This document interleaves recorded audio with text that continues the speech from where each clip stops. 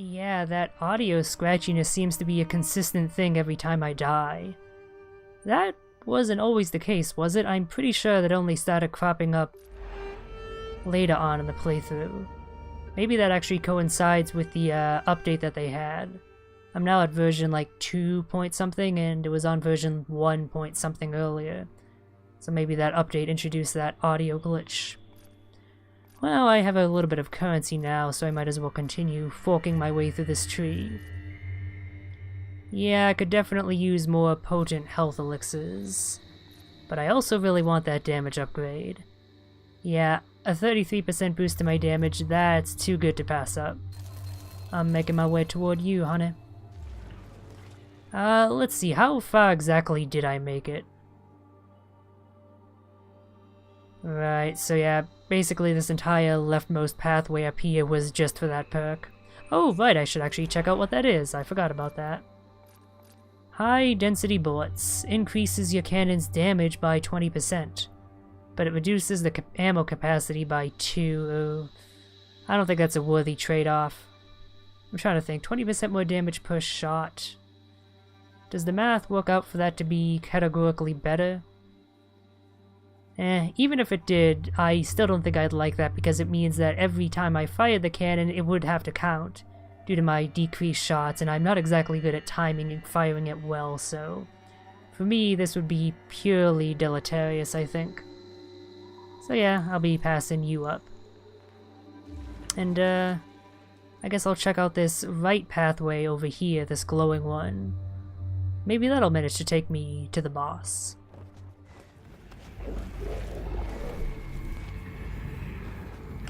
Alright, I made it back to the general area where I died, so now's as good a time as any to pick things back up. I really shouldn't waste time going for this extra treasure, but at the same time, if I do end up dying, I need as much currency as possible if I want to make as many upgrades as possible. And I really want that massive damage boost. That is going to help me a lot, I get the feeling. I really wish I could get the timing of the charge-up move down more reliably. I try and mix it up with the melee move, so that way not only I deal more damage. Ooh, high density bullets rank 2. Ugh. It's like the perk I would have wanted to have gotten the rank 2 version least. But I use it not just as a more powerful attack, but also a means of reaching distant away enemies. Further away enemies, that was an odd word choice. And for dodging enemy attacks as well, to a degree. I still don't know if it has iframes, but just physically moving is enough to dodge some attacks. The issue is, I have a huge amount of trouble doing it on command, and a lot of the time when I end up doing it, I'll do it when I don't mean to. I'll end up trying to do regular attacks, but I'll do a dash, a charge-up attack, and that'll end up placing me differently than where I'd expect, and that ends up confusing me in its own right. I feel like the timing could be a bit better designed, but it could just be me being bad. So I'm not going to knock the game too much on it for that. I will knock on it though for all these goddamn enemies. Jesus Christ, this is a bit much. Where am I going? I think I need to go to the left to get to that next room. It's really hard to tell with all that's going on. Okay. I did make the right choice there, at least. God, though, not without using so many of my health elixirs. And by so many, I mean all of them. Oh, but I got to a low of them. Fantastic.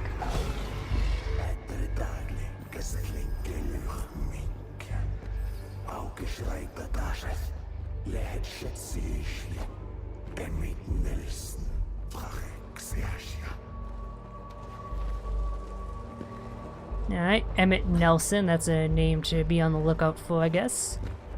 Sorry, this next lure tidbit is a bit of ways coming. I had to spend that time picking up all that currency. Where's the next lore tidbit, though? I didn't miss it, did I? I might have missed it.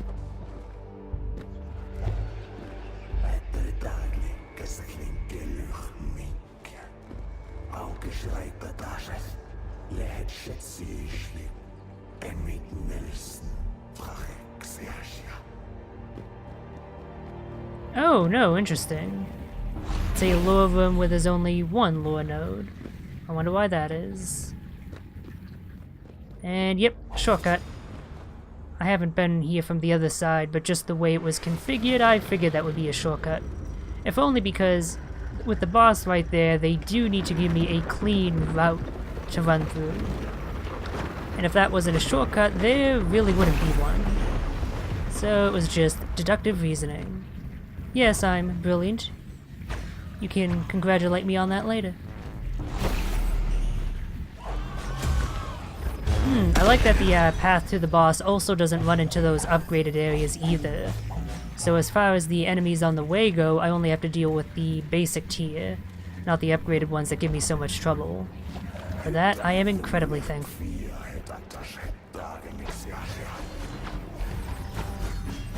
Alright, so the previous big boss was Dominion, and this one is going to be Hysteria, I suppose.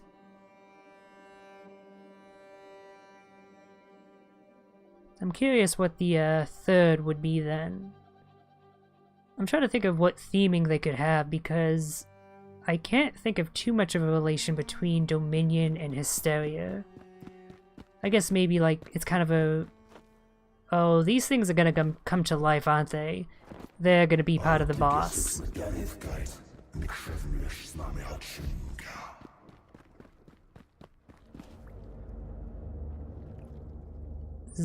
Llaeyea.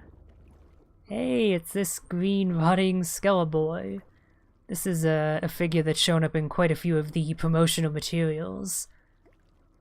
Maybe Dominion and some of the other stuff have as well, but this is the one that I noticed specifically. I think because of its bright, brilliant green hue. It's very noticeable. And yeah, these metal bits are totally going to be part of the boss itself. Look at how they're drawn differently from the background environment. Alright, well, they're kind enough to actually give me the chance to aggro the boss, which actually means I can check out its appearance a little bit more. Let's see what's behind it. I'm guessing just another one of those closed golden doors. Or just a wall.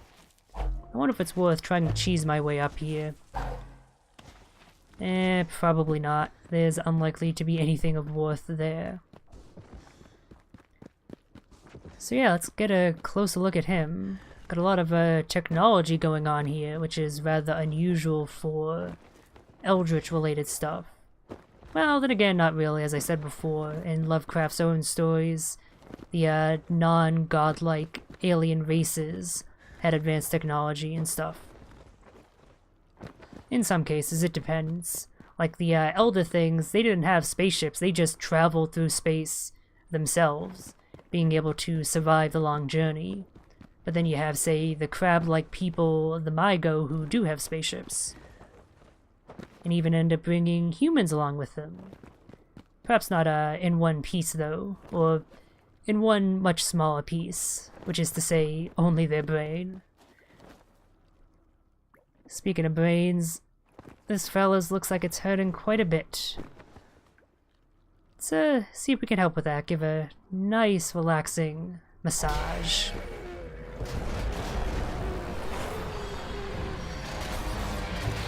Okay, yep. Doesn't seem too fond of that.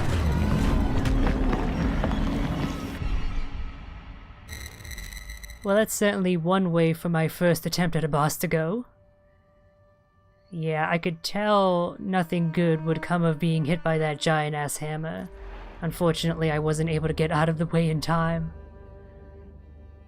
So it seems those crystals are a consistent part of the big boss design. Which is fair.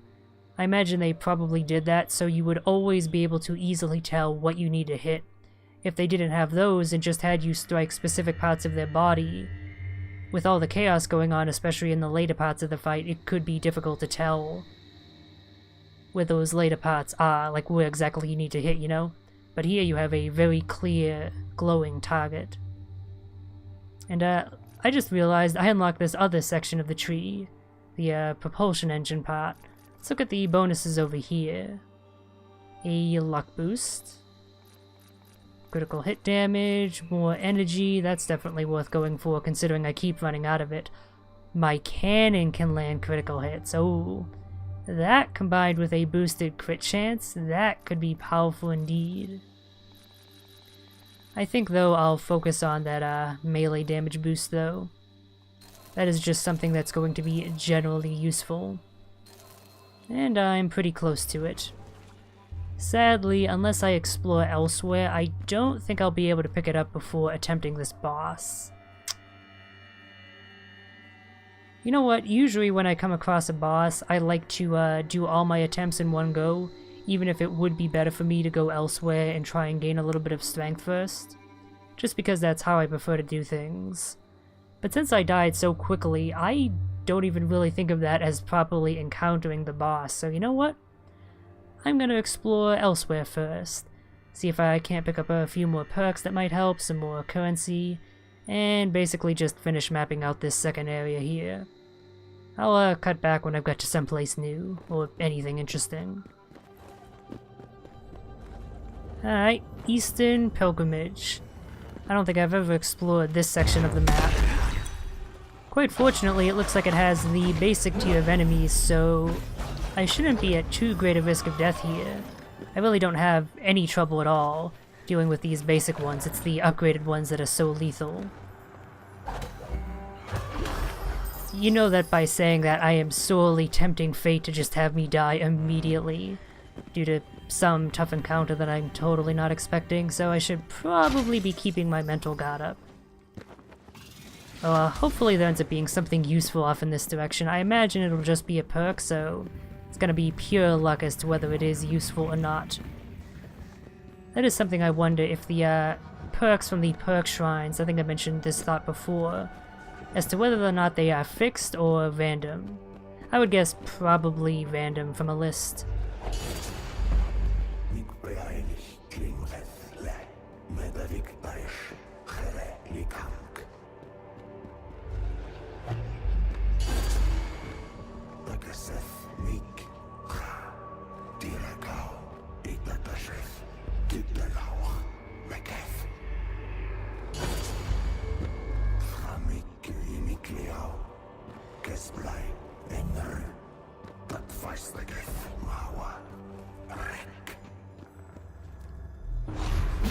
Well, that sounds like a pleasant individual.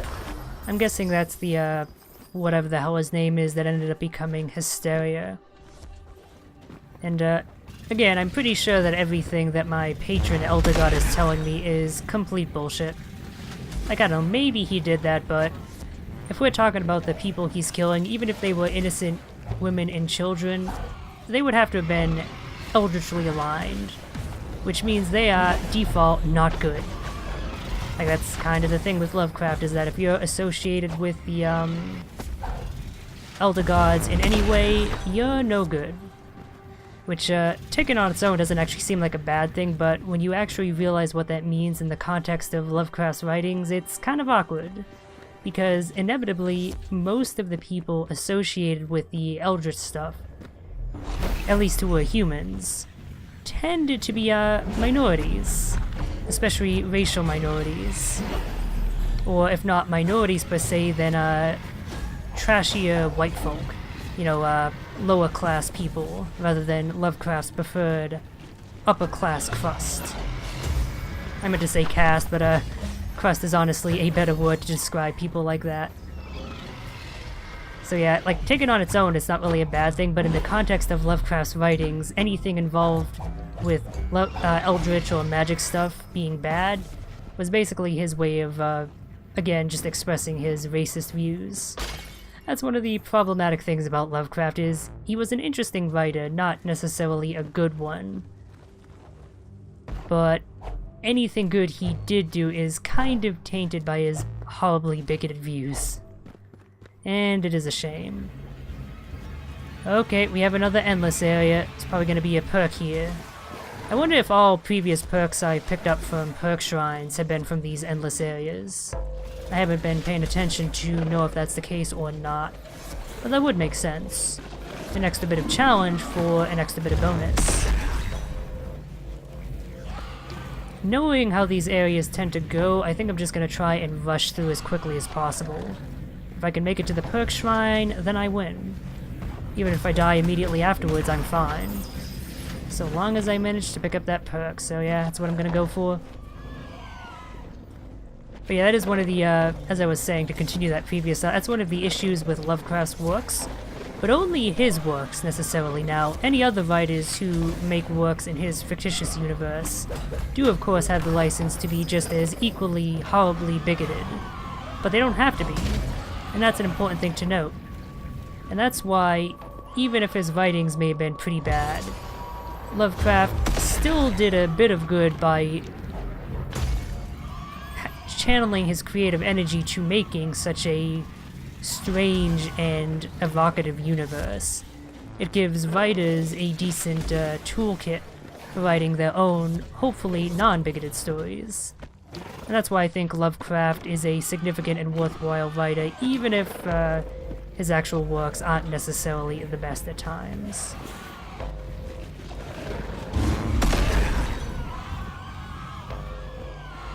Okay, well, that was a rather brief area.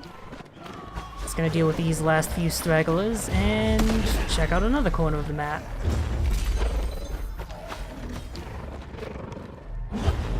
Oh, see, that's another case of me accidentally using the charge move and end up taking damage for it.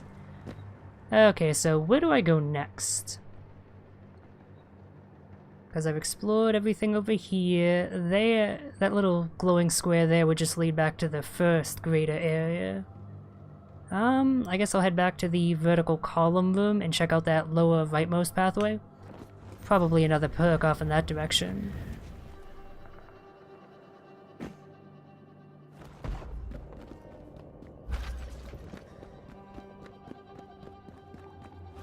Alright.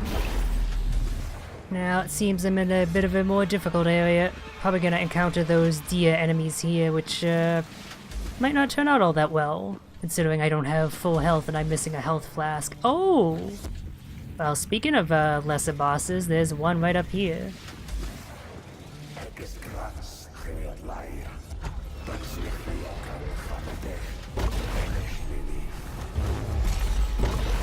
Alright, just gonna spam my cannon. If she's anything like the lesser cultists, she shouldn't have much in the way of health.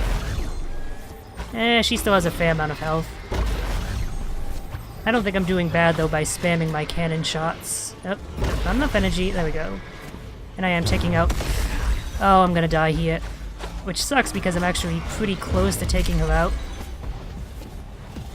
The big issue is I wasn't avoiding her projectile attacks consistently enough, and they do a lot of damage.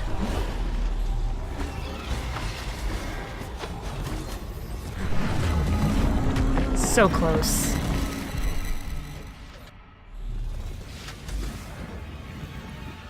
Alright, I'm back in Llaiyea's Lair. That's how I'm gonna pronounce that name. It's probably not 100% accurate, but you don't need to be 100% accurate when pronouncing Lovecraftian related names. It's kind of the point, actually. Alright, so she doesn't seem to have shown up in the exact same spot.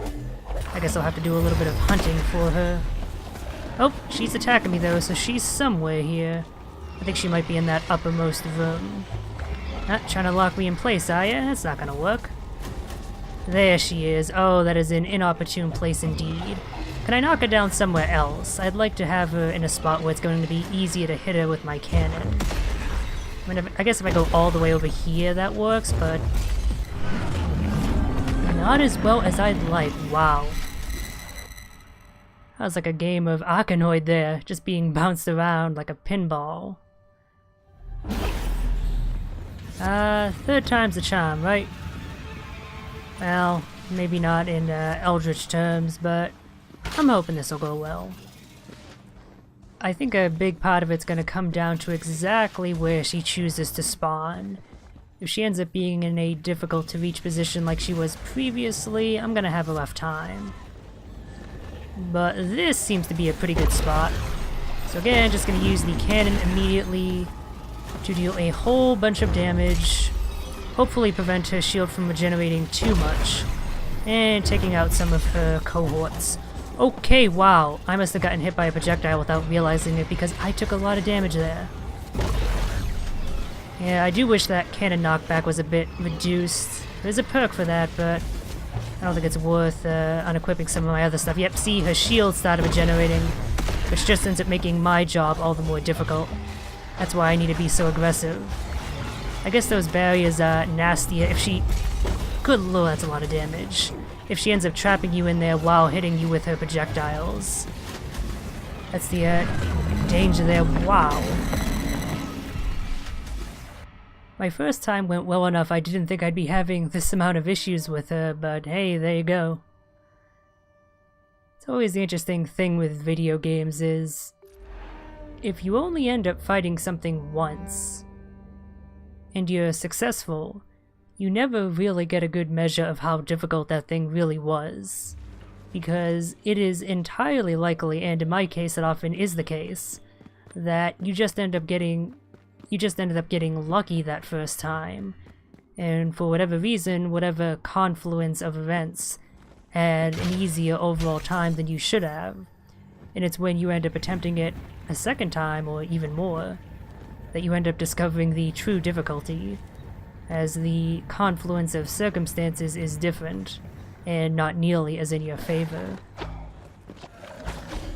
Alright, where's she gonna spawn this time? I thought last time was a pretty convenient location, but I guess not. I just got really lucky that first time with her basically being backed up against the wall for the most of it. But I don't think I'm going to be able to count on luck like that in the future. This seems a decent enough place. Perhaps not the best, but certainly not the worst. And I'll take that. I'll take what I can get.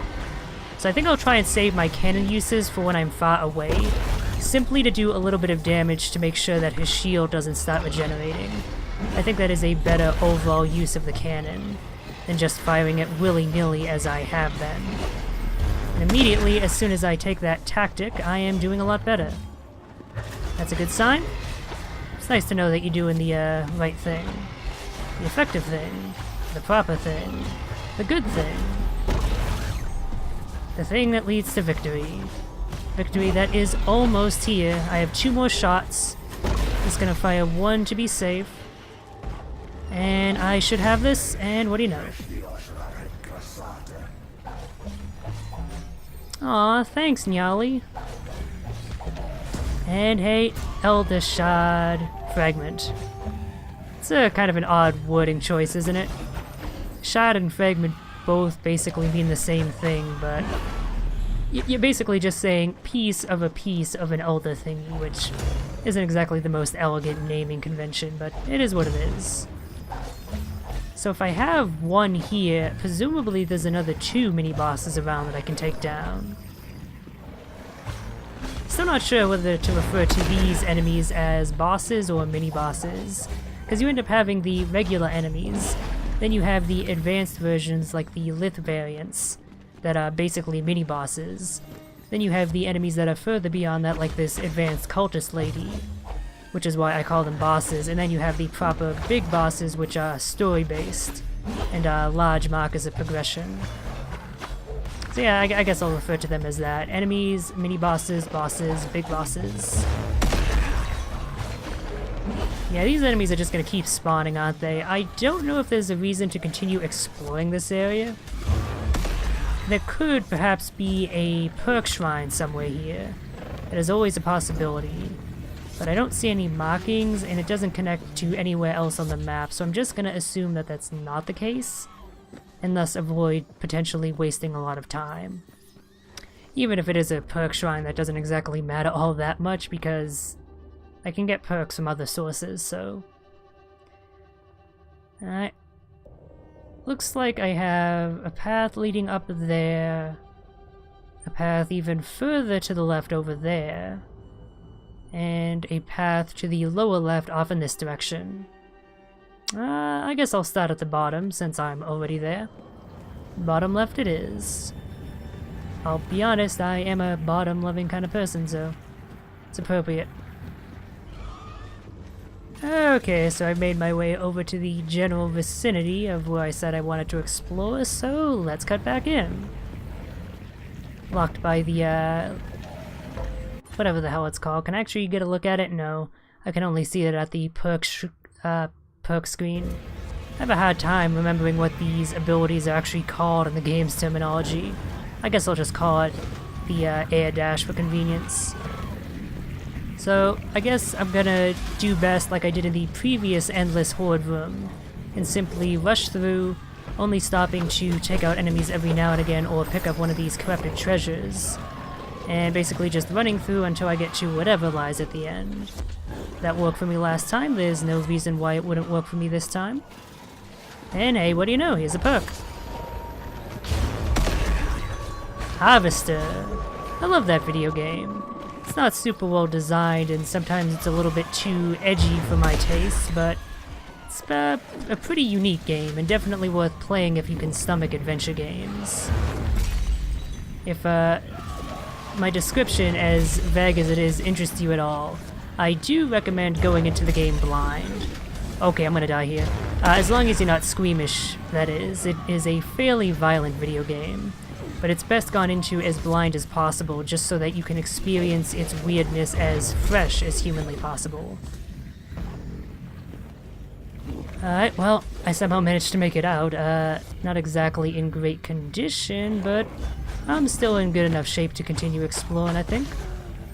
I guess I'll check out that middlemost left path, if I can actually make it to there.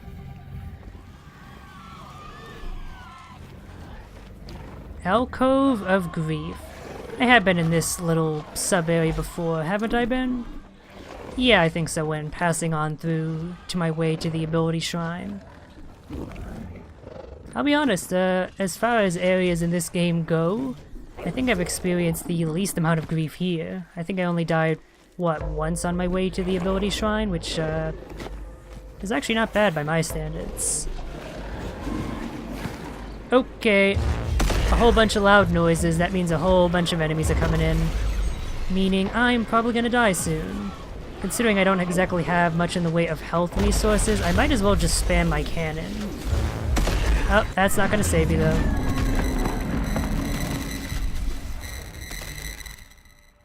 God, that grating audio noise is probably the worst thing about death so far in this game. I really hope they end up releasing a patch soon that fixes it. With my luck, it won't be until after I've already beaten the game, but eh. It's a small thing, but it's really, really grating. Well, I now have enough currency that I can pick up that pretty significant strength boost, and start working my way to another ability. I think I might go for the extra perk slot. I could really use that. There's a lot of perks I have that are just straight up bonuses. Yep, high density bullets, shield overdrive. Ooh, I just thought of an interesting combination. So the previous one I mentioned of shield converter and shield flasks, but also include this as well, making it so that my shield constantly regenerates. So that means I have a huge, constantly regenerating health bar that I can always top up to near full with one of my flasks. I could actually see that being pretty effective. Nemesis. Bosses, mini-bosses, and lith enemies drop 50% more shards. But they're a lot stronger. Ooh, do I dare? I could double dip with that in the general currency increaser and end up making a huge windfall from one of the big bosses, but of course I would end up having a lot more trouble even beating the boss, so maybe I shouldn't go for that. And it seems the game actually specifically refers to the lesser bosses as mini-bosses, and the big bosses as bosses. Lith enemies are just lith enemies. Fair enough. Harvester. Regain 2% of your damage as health every time you hit an enemy, but you have next to no armor, so you take a lot more damage. I believe the game stated that each point of armor counts as 2% damage reduction, so that's losing 30% damage reduction. But getting health back every time I hit an enemy, that's pretty good. I'm actually very tempted to equip that. I'll have to think on that more. For now, let's just go with that general damage boost, and you know what? Healing proficiency is close enough that I might as well work my way toward it. I could always use a little bit more luck. It's actually a pretty cheap upgrade to purchase as well, which is nice. Alright, let's see if I can actually get to that middlemost left path this time. Odds aren't great, but you never know.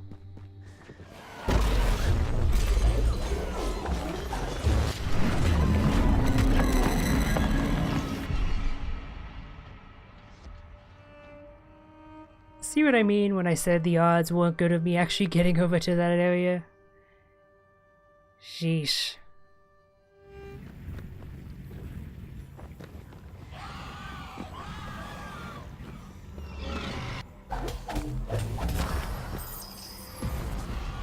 Ooh, just gonna cut in early there, that secret alcove I found. That perk sounds rather fascinating indeed. Shield Piercer. I'm guessing that means I do a certain percent of damage through an enemy's shield. If I end up fighting another annoying enemy with a shield like that Llaeyea lady, I've completely forgotten what her name actually was at this point. If I end up fighting something like that again, that would definitely be a worthwhile perk to equip. I'm actually rather curious as to exactly what it does, how much your attacks pierce through shields. For all I know, it could be extra good and have every bit of damage pierce through, but at some sort of really serious cost, so it is still a pretty big choice you have to make. Did I actually make a mistake by heading this way? I thought I would be able to head over to that leftmost portion from the ability room, but I'm not certain if it's gonna work out. Maybe if I come from on high? Okay, good. I was really worried I would have to do a whole bunch of backtracking and head back around the initial way that I got to there, which would have taken so much gosh darn time. Nope, another secret. I really don't get what's the point of these secret treasure chests. Like, secrets in a game with Frick's level design, that makes sense. It encourages you to keep your eyes peeled for noticeable tells in the environment. But in a procedural game like this, that's not even really possible. And they honestly don't even have much in the way of tells. At most, maybe just a slight indent indicating that they're there, but in some instances, like that one that's just there, they don't even have that. So I really don't get why they bothered to include them, what exactly those secret treasure chests add. Maybe they just did it because they could, and it didn't take much in the way of development resources. Okay, crap. Yeah, those cultists are a huge pain in the butt.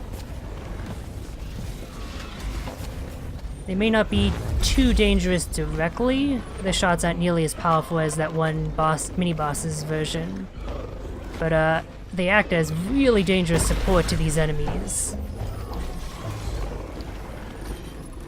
I don't know if that was too quick of a use of my flask, but if I don't use it, I'm gonna die, so it's not like I had much choice. Okay, well at least I made it to the new area. And I nearly die. Oh, I'm gonna die anyway. All because I couldn't do that charge up move on command.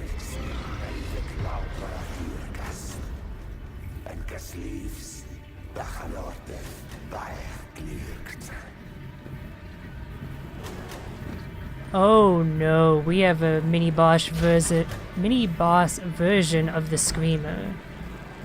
I'm not looking forward to this. Oh wait, we don't have one. We have multiple. And they constantly fly away, oftentimes through walls, which is always great to deal with in a game like this. And they have a lot of health. I'm grateful the rest of the enemies despawned and don't look to be spawning anytime soon, but I don't think I'm going to be enjoying this mini-boss fight, even if I end up coming here in better condition than I am now. Unlike the cultist lady, I can tell you this is going to be a pain in the ass. It's somewhat easy if I end up getting one of these gals in a more opportune location, but that's entirely dependent on them.